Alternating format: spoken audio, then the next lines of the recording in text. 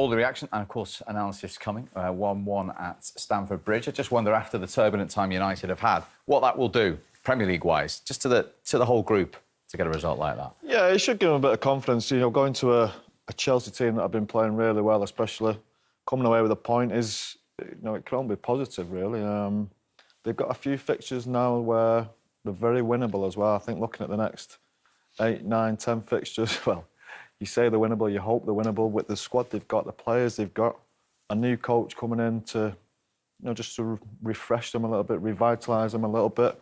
Going to places like Chelsea and getting a point is a positive result. But if I said to you at the start of the week, after all that had gone on, away game in the Champions League to win the group and go through and then get a point at the leaders, everyone would have taken that, wouldn't they? Yeah, of course you would. You definitely take it. As I said, a turbulent week, losing the manager isn't great. And Michael's done well, hasn't he? It's not been vintage football, I'd say, but it's been football that's got us 2 good results that say you need to get a little bit of confidence. The team has been a mess the last 5 or 6 weeks, really not knowing which way they're going to play, no real structure about them. Now they need to settle down into some kind of system. Maybe today he's found a way of playing. I don't know what the new manager will do.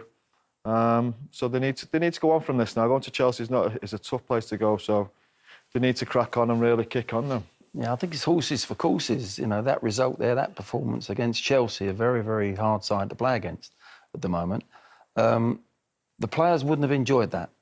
There's no way the players would have enjoyed playing that way, but they'd enjoy getting the point, putting their foot in, working it hard defensively. They can't play that way against the next, as you say, next 10 fixtures.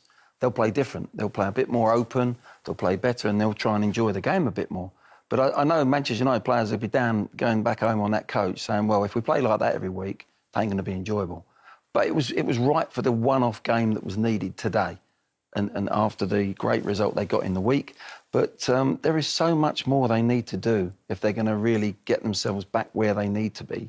And that will happen in time with a new manager. That's really interesting. And not for a one-off game, but over a period of time, do managers worry about whether the players are enjoying it and responding to it? No, they'll enjoy winning. Everyone enjoys winning, but I think players will play better and you'll get more wins if they love what they're doing. If they're you know, they'll every now and again, games like that, under these circumstances, where their club is at the moment, that is the right performance for today. When they pick the side, Ronaldo out before the game, I'm looking at it from a manager's point of view, thinking, OK, those 3 solidness in midfield is where Chelsea's strengths are. They've got the 2 little inside forwards, the 2 deep midfield players. That's their strength. And he's tried to smother that. And he did that today. But you can't expect Man United to go and play like that week in and week out against Crystal Palace, whoever they're playing. They're going to take the game to them. And that's where the club's got to go forward. And that's where United fans wouldn't stand for that every week. They really wouldn't. I think when I look back at our team, it's probably a little bit of a myth that you think game, gung-ho, trying to score goals, trying to win games by playing brilliant football. Sometimes you have to have performances like that. You have to respect who you were playing against. And there's many... But the difference was you had no identity at the time with the way you would play. Yeah, we changed, Steve. You think of Man United, you probably think 4-4-2, going for it, wide players. Sometimes you go to Chelsea, you go to Barcelona, you go to Liverpool, the best teams, 4-5-1. Yeah. And you stay in the game. It's not always the best. You probably show more quality than they have done today. But sometimes it's just a scruffy win. Go away, respect the opposition, sit behind the ball. You might just get 1 chance, 2 chances, but you've got to take them. And what about Glenn's point about players? Did you used to enjoy that then? It was the way we had to win sometimes. Now, look, if you come away from win, great. My point is you can't put a team out, a Man United team, with the talent that's in that squad, you can't put a team out like that every week to play that way and try and win and get up the league and win a league. That's what my point. Today was, for me, Michael's got it absolutely spot on. Whoever picked the team has got it absolutely spot on for today's performance against Chelsea in the form that they're in. Paul, you're correct. They're a great side at the moment, in a great run. They couldn't come here today and be expansive. But for going forward, I know Manchester United fans are not going to stand for playing that way, because there's going to be games when they play that way and they're going to lose. So it's a stepping stone, but it's not the template for United to go forward. Where do you stand on all this? I'm always balancing it, and totally get what the lads are saying. I'm just thinking, for the future, sometimes I think you've got to have less of a short-term... OK, so the best chance they had of getting points today was doing what they did. So I sit here and agree with that. But moving forward now. But I just wonder what, you know, if your end game is to be up there with Manchester City, Liverpool, play the way they do, you know, which they don't really change for many teams at the moment. You look at Liverpool, they don't change when they go away. If you want to get to that level, that's my next question to the lads. Well, is this short-term thinking then just go in to try to grab a point, which is fine, which is good. They've grabbed the point, so, you know, I'm sat here sort of... But they're better. They've got to want more than that in the future. Are they better than that, Michael? No, but how do they get better than what they are at the minute? Well, I think it has to be coaching. It has to be It can't be playing like that, can it? You think in the midfield area, can that team compete with Manchester City? Can it compete with Liverpool, keeping the ball the way they do? The quality's not there, Michael. No, and I don't disagree that the quality's not there, but what I'm saying is, if that's Burnley, if that's Brighton, if that's a lot of teams in this league, I get why you would chop and change and think, right, we're playing Norwich at home this week, we're going to play a bit more. Now we're going to Man City, let's show it. But I just think if you're trying to get to that top level, like Manchester United are, I can't then accept that you're going to keep going to half the teams in the league away from home or against the good teams at home and play like that team. Because you're never going to get better. They won't play like that. It's only against the best teams they're going to play like that. They get forced to play like that. But how do they improve if they keep... Well, it's got to be down to a coach. If you've got the same squad of players, and we're saying this squad of players potentially are as good as Chelsea's, it then has to be down to the coach. To play that system and play that team was the best they could do today.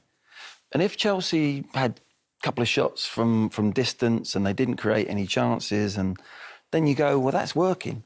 But it wasn't like that. We could be sitting here quite easily. De Gea's made a great save with his foot. He's tapped one on the bar. Rudiger at the end there. If United have lost that game, we're sitting here going, my word, they can't play like that. And they've learned nothing. Exactly. So what I'm saying, they've got the point, which they needed. The point was more important than the performance or the way they played. They needed a point at Chelsea. Now they've got a good run of fixtures where I think they're going to go, right, there's a platform now to go and let's improve it, whoever the manager is. But at this moment in time, they were very, very close. I mean, the first goal doesn't happen normally. That's a schoolboy error from Jorginho. They break away and they get themselves 1-0 up. You know, half-time, there's no way they'd have been sitting there thinking we're going to go 1-0 up in this game the way we're playing. They'd only had 2 touches in Chelsea's box in the first half. And those touches are not possessions. They're probably a flick off somebody's toe. That was their performance up until half-time. They're now 1-0 up.